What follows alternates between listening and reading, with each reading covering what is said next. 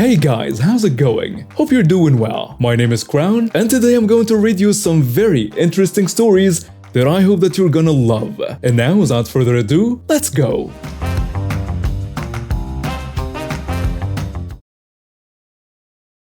This happened a few days ago, and honestly, I'm still trying to gather myself and deal with the security issues that this whole ordeal left me with.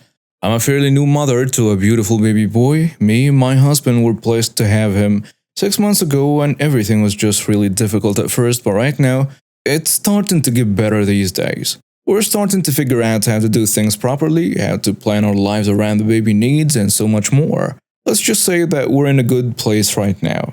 We were not when we first had our baby, but we are now, and that's what matters.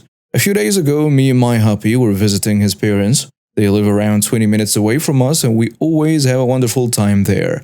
They are very supportive, and my mother-in-law was just a lifesaver when I first had my baby and gave me all the help that I didn't even know I needed. I really love this woman. As I said, they are lovely people, and we had a really good time with them. At around 7 p.m. or so, we decided to call it and head home.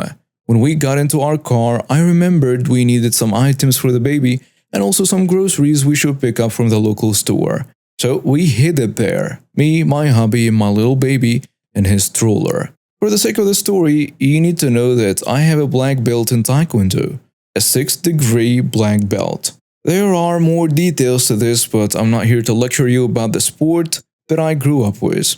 So I digress. Anyways, at this point we entered the store, me pushing our shopping cart and trying to fill it up with all the items I needed and hoping that I won't forget anything like I do every single time, while my hubby pushing the stroller with our sweet boy sleeping in it. But sadly, all it took us was 10 minutes before we started hearing the dreaded "excuse me" coming from behind us. We knew what that meant. We hoped that it wasn't what we're fearing, but knew it could easily be a mega Karen going on a hunt, judging from the tone she used to spell it. I turned around and there she is, a 40-ish woman with a face filled with some ungodly makeup. I hesitate to answer her, but with the staring she was giving me when I turned, I couldn't really help but say, "Yes." She responds with, "Hi, I've been following you for the past 10 minutes, from the moment you stepped into the store. And I just couldn't help myself but to be fascinated with your baby stroller. And I was just wondering, where can I get one?" In my head, the math didn't add up. What she was asking was kind of normal, someone seeing something they like in public and just asked the owner where they got it from so they could buy one. But I couldn't really ignore the part where she kept following us for 10 full minutes before talking to us. Now that didn't seem normal to me. But I decided to just tell her where we got it and be done with it. Oh, we bought it from X store. It's a little bit more expensive than some of the strollers out there, but it's really comfy and thankfully, we were able to afford it. Wow, that's nice. Can I ask how much you paid for it? I give my husband a quick hesitating look before turning back to her and tell her that it was around $2,000 or so. Upon telling her that, her jaw dropped, and she started saying, "Wow, that's a lot of money for a stroller. You must be rich. Well, if you can buy something like this, then you must be rich." We didn't really feel comfortable hearing that. You never feel comfortable when you have someone telling you that you're basically having it easy. It's never easy, but that's just how they make you feel sometimes. Anyways, we nod politely, after smiling awkwardly, and just turned to leave and continue with our shopping. And that's when she jumped right in front of us and confronted us with the most absurd demand I was ever faced with. "What do you say? You give me that stroller for my baby and you get yourself a brand new one since you could easily afford it, huh?" We get shocked for a moment. Then I tell her, "I'm sorry, we can't do that." I then turn to my hubby and say, "We need to go." But this time she stops us again, puts her hand on our stroller and yells, "Why can't you just do one good thing in your life and hand me this stroller? It's nothing to people like you. Me and my baby deserve it more anyways. You know what? Me and my baby deserve it more anyway. You know what? I demand you to help out a single mother and give me this damn thing." My hubby tells her, "Get away from my family. And don't you dare follow us or try to stop us again, you crazy woman." Then she stood in our way for one last time and said one of the craziest things I have ever heard in my entire life. She said, "If you're gonna call me crazy, then I'ma show you crazy. I'll be taking your bread and won't give him back to you until you hand me that stroller and walk away." And as she was saying this, she stretched her arms into our stroller, trying to grab our baby and take him away. I saw red. Never thought that this was a real thing, but it is. And I never thought that I'd get to earn the Mamabear badge that quick. I remember seeing my husband stop her hands from reaching our baby inside the stroller and trying to push her away from us, but then she escalated her insanity and just flat out hit him across the face with her purse.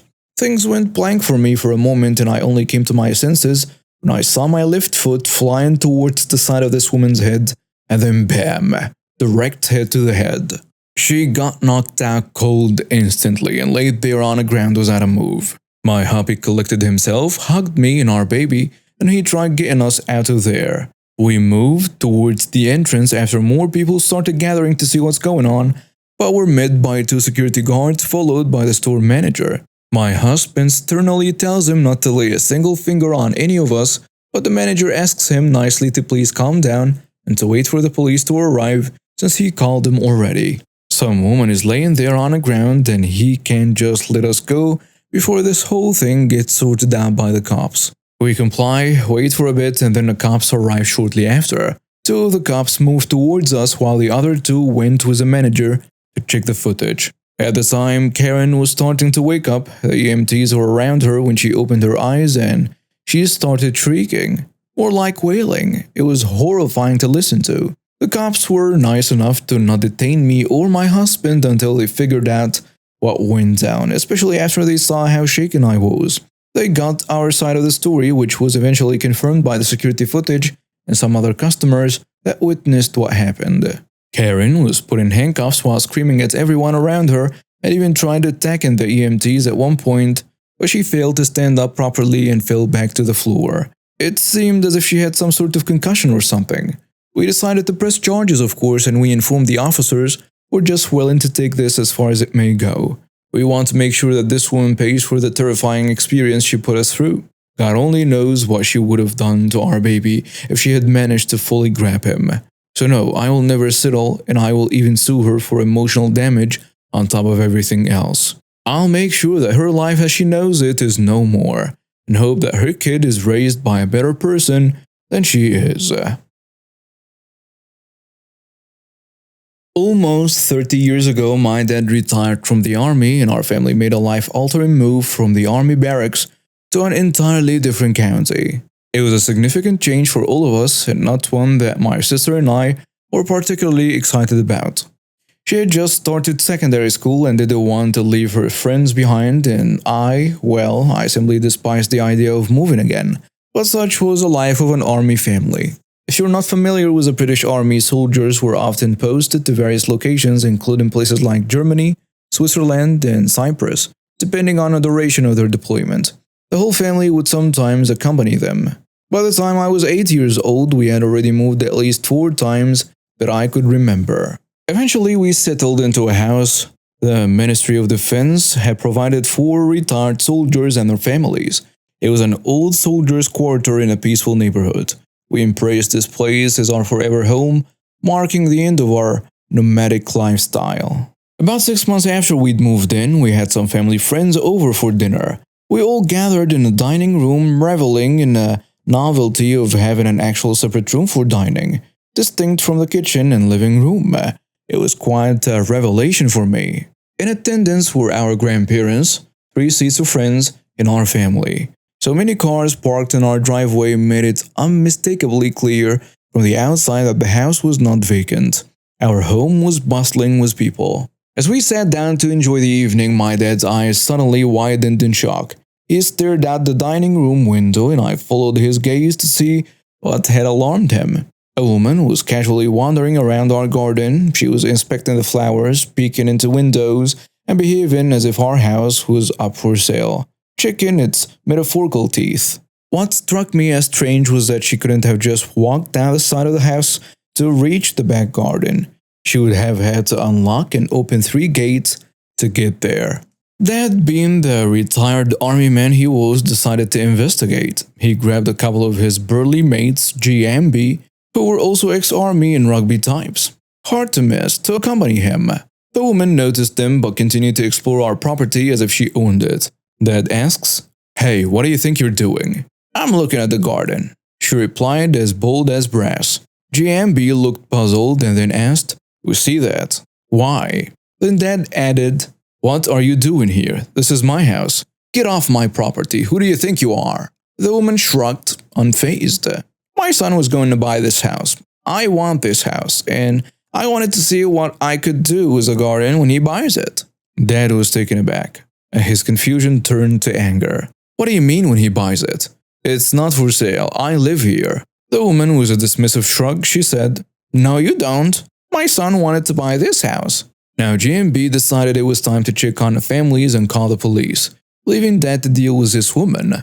Dad says, "Yeah, make sure the kids stay inside." Then turning to the woman, he demanded, "Get the hell off my property, now." But the woman was unfazed. She insisted, "It's not yours, it's mine. I live here." As this bizarre confrontation unfolded, we had opened the window to hear better, and my mother had completely lost her composure.